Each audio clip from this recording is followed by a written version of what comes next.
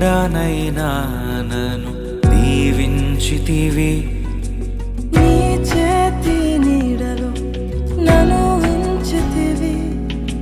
నీ రక్షణలో నన్ను కాపాడితివి. నీ అనురాగము ఎంతో గొప్పది, నీ సంకల్పం